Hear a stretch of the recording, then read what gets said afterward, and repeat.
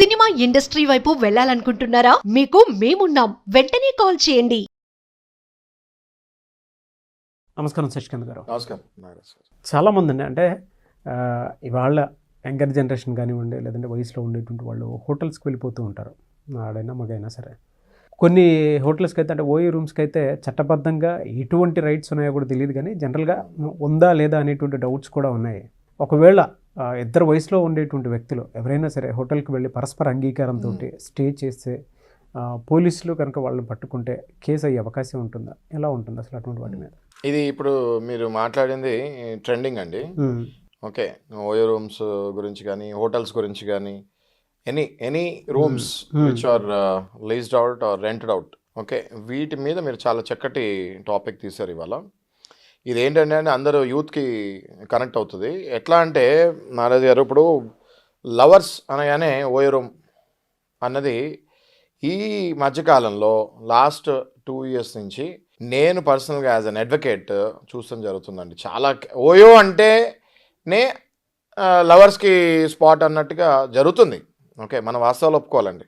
So ఇక్కడ legal sanctity దగ్గరికి వచ్చేసరికి అన్మ్యారీడ్ కపిల్స్కి ఓయో రూమ్ ఇవ్వచ్చా, ఇవ్వకూడదా, అండ్ అందులో అన్మ్యారీడ్ కపుల్స్ వెళ్ళి ఫిజికల్గా కలుస్తాం కరెక్టా రాంగా అన్నది మీ క్వశ్చన్, అంతే కదా సార్? అంతే. సో ఇప్పుడు ఇందులో క్లారిటీ ఏంటి అంటే, ఎప్పుడైతే మనకి అడల్టరీని లీగలైజ్ చేశారో, అడల్టరీ అన్నది ఏంటంటే అక్రమ సంబంధాలు ఎప్పుడైతే దాన్ని పనిష్మెంట్ కాదు అని ఎప్పుడైతే తీస్తారో, అబవ్ 18 years ఆటోమేటిక్గా ఫిజికల్ రిలేషన్లకు వెళ్ళొచ్చు. పోక్సో యాక్ట్ కూడా అట్రాక్ట్ కాదు. ఓకే, అప్పటి నుంచి ఈ ప్రాబ్లం స్టార్ట్ అయింది. ఏ రూమ్కైనా ఇంతకు ముందు వెళ్ళుంటే ఐడి కార్డ్స్ అడిగేవాళ్ళు, మీకు పెళ్ళి అయితే ప్రూఫ్ అడిగేవాళ్ళు. ఒకవేళ అమ్మాయి అబ్బాయి కలిసి వెళ్తే ఏ రూమ్కైనా హోటల్కైనా ఏ హోటల్కి వెళ్ళైనా మీ ఐడి కార్డ్స్ అడగాలి, ప్లస్ మీరు మ్యారేజ్ అయితే మ్యారేజ్ ఫోటోనో లేకపోతే ప్రూఫో అడిగేవాళ్ళు, అడగాలి.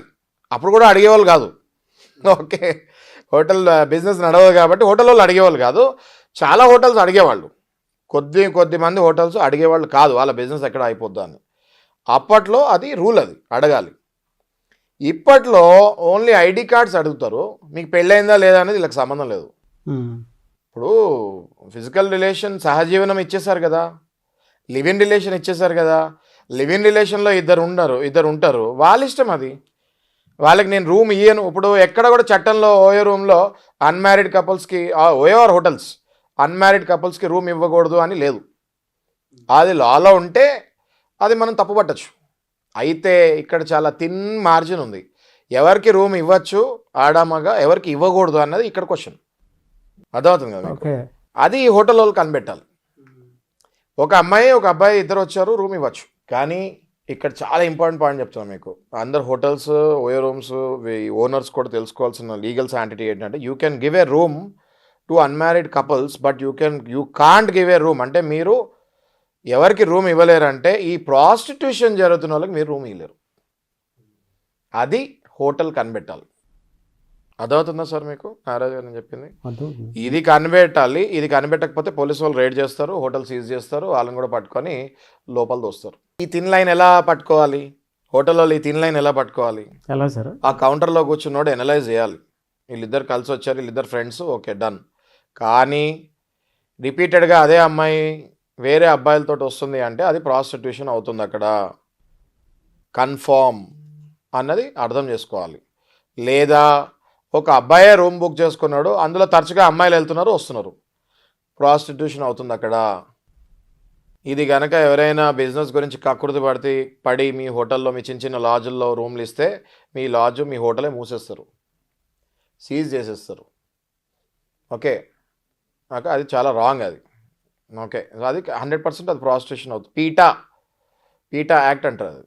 ఓకే, 100% అది పీటా యాక్ట్ అంటే 100% అది ప్రాస్టిట్యూషన్ యాక్ట్. అది అందులో చాలామంది దొరుకుతూ ఉంటారు.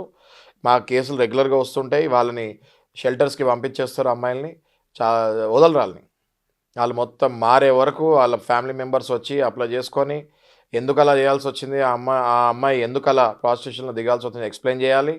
మళ్ళీ దిగదు అని చెప్పి పూచి కట్టాలి, హామీ ఇవ్వాలి.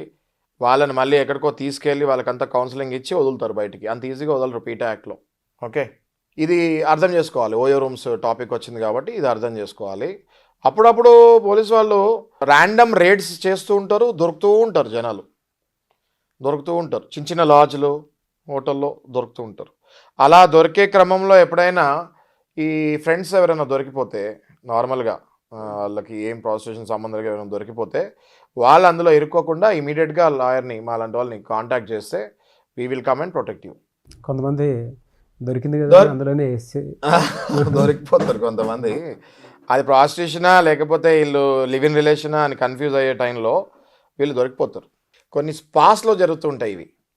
స్పా అందరి పోలీసు వాళ్ళకి చాలామంది ఈ మధ్యకాలం లాస్ట్ 2 months నుంచి చాలా స్పాలు రైడ్ అయినాయి. అందులో ఒక 2-3 స్పాస్ మమ్మల్ని కూడా కాంటాక్ట్ చేశారు. మేము కూడా పోలీస్ స్టేషన్కి వెళ్తాం జరిగింది, నేను కూడా పర్సనల్గా. జరిగి అక్కడ పనిచేసే అమ్మాయిల్ని విడుదల చేపిస్తాం జరిగింది. ఓకే, ఇది ఒక మంచి ఎపిసోడ్ చేయొచ్చు దీని మీద మనము. నాగరాజు గారు, క్రాస్ స్పా అని ఉంటుంది.